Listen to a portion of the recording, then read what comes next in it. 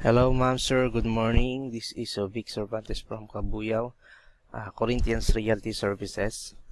I-discuss ko po ngayon kung ano yung process ng pag-avail ng housing loan sa Apex Development Corporation.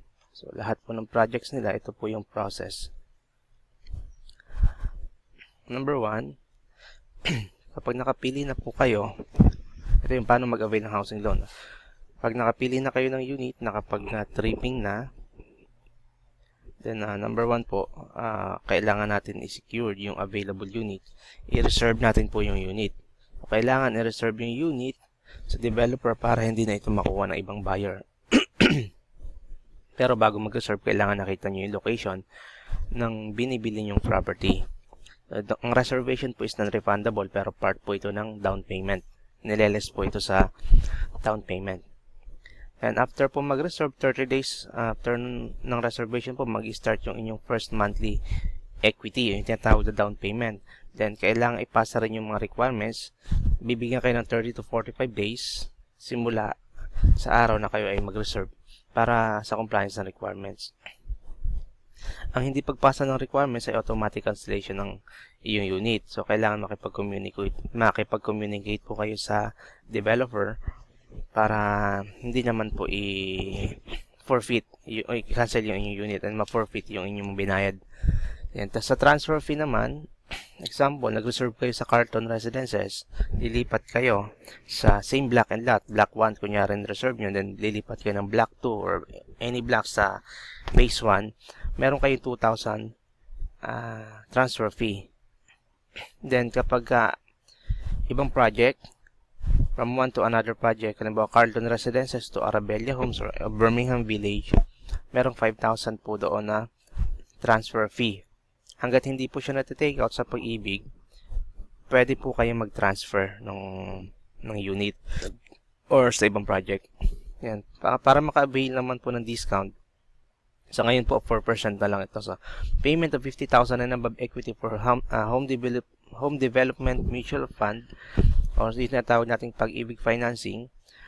Sa ngayon po, 4% na lang po yung discount nila within 30 days from the date of your reservation. Halimbawa, nagbigay kayo ng 100,000, so makaka-discount kayo ng 4,000 kasi 4% na lang po ito, hindi na po siya 6%. Then, dito po, within 60 days from the date of your reservation, 2%, then 1% na lang po yung within 90 days. Ito po yung madi-discount niyo pag nagbayad kayo ng 50,000 and above equity for Pag-ibig financing. Ngayon, kung in-house financing naman po, ay 100,000 for in-house financing. Yun yung minimum na payment para maka-avail kayo ng discount na 4, 2, and 1%. So number 5, 3 months non-payment of equity automatic cancellation. Ibig sabihin po nun, kapag hindi kayo nagbayad ng 3 months ng equity, automatic po, ika-cancel yung unit ninyo. Forfeited lahat po, o forfeited yung inyong reservation kasi non-refundable naman talaga siya. Then, no refund of payments made. Kung ay binayad nyo na sa equity, marami na, or palaga natin, 5 months na kayo magbayad sa equity. Then, 3 months consecutive, hindi na kayo nagbayad ulit at hindi kayo nagparamdam sa developer. Automatic cancellation po yun. Para equity payments, principal only, so ang equity po natin ay no interest, can be credited, the buyer will reserve within 1 year from the date of cancellation. So, within 1 year, kapag nag-reserve ulit siya, so pwede kayong mag-reservation, could be done after 5 months from the date of cancellation. On the 6th month, pwede na po ulit kayong mag-reserve kung sakaling na-cancel yung unit ninyo. Para ma-credit po siya, kailangan mag-reserve kayo within 1 year. Pero makakapag-reserve pa lang po kayo after 5 months from the date of cancellation. So, yun po. Post-dated checks are required for the equity. Sa ngayon po, okay lang kahit over-the-counter na yung ating payment ng equity sa developer na kahit wala na pong post-dated checks, okay lang. Delayed payment subject to interest and penalty. Kapag na-delayed po kayo sa equity, meron kayong 0.001 per day or sa 1,000 piso po yon, then 3% per month. So, halimbawa, hindi kayo nakapaghulog ng 1 month, ang monthly amortization po ninyo is 1,000. Every day, meron siyang piso. So, total niya sa 30 days ay 30 pesos. Kung 1,000 yung monthly amortization ninyo. Ngayon, madodoble siya kung 1 month yung delayed ninyo. So, magiging 6% siya.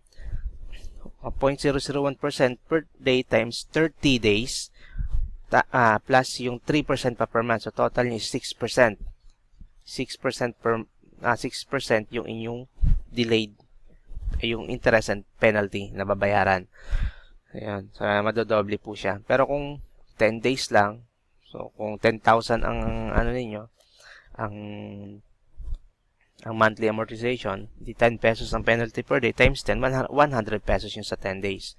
Ngayon, kung 30 days, 300 pesos plus yung another 3% per month na penalty, 6%, 600 pesos yung inyong penalty na babayaran.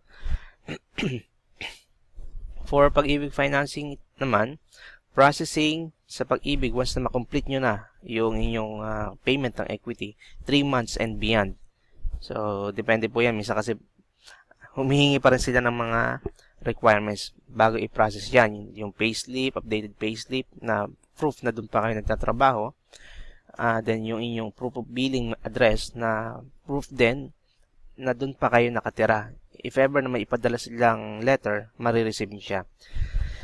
Then, para ma-process siya, so kailangan 100% house construction, fully paid ang equity, approved MSBS. Yung MSBS po, ito yung membership status verification slip na pinapa-approve po. Developer na po ang nagpapa-approve nun. Available siya sa office, fill upan nyo lang po siya. Hindi na kayo pupunta ng Pag-ibig para magpa-verify. So, developer na po. Sa ABEC Development Corporation. Then, complete and updated requirements dapat siya. Ito yung sinasabi ko po kanina na yung payslip, halimbawa, 12 months to pay yung equity mo. On the first month na nag-reserve kayo, magsasubmit kayo ng complete requirements, updated yung payslip nyo, 1 month latest payslip, then yung mga proof of billings niyo, then, pati yung certificate of employment.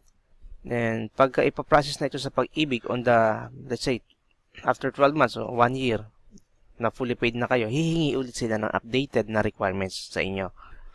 Then, signed na Pag-ibig docs, ito po yung pinifill upan na makapal. So, makapal po yon para nandun po yung mga dokumento sa Pag-ibig.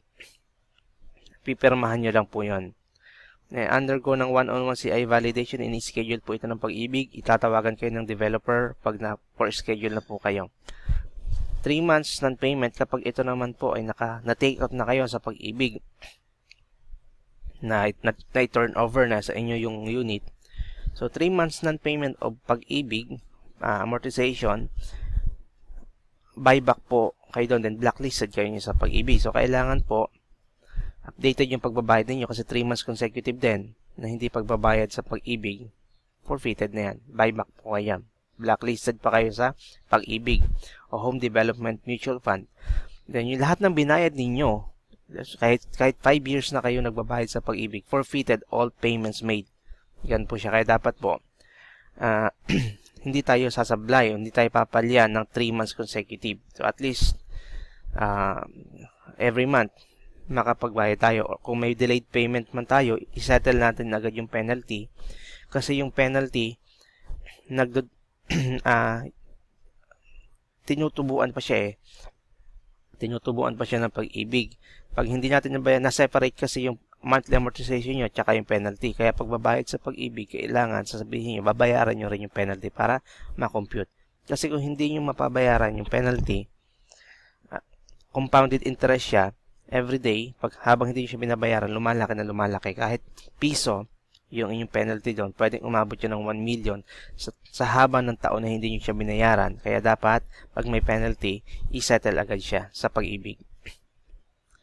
Then, after loan takeout, buyer will receive takeout notice o yung takeout letter from the developer and Pag-ibig. So, nauuna pong i-notify kayo ng developer bago pa dumating yung letter from Pag-ibig. So, pwede pong ang mauuna mag-inform sa yung developer or yung agent po ninyo. Ayan. Then, application of occupancy permit for move-in for in-house and Pag-ibig financing. Kailangan fill upan nyo po yung occupancy permit. Ito po ay sa engineering, sa office, pupunta po kayo ng office para hingi kayo ng form.